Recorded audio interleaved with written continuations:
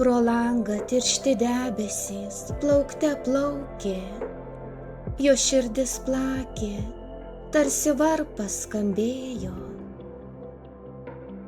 Pasiekęs tikslą, paskutinę stotelę, išaugo sparnai, lyg paukštis danguje pakilo.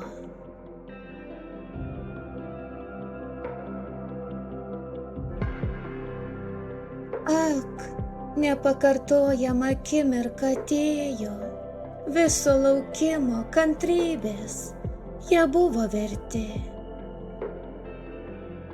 Kai jų rankos lietėsi, akis nušvito, tuomet stipriai apsikabino, viltis nugalėjo.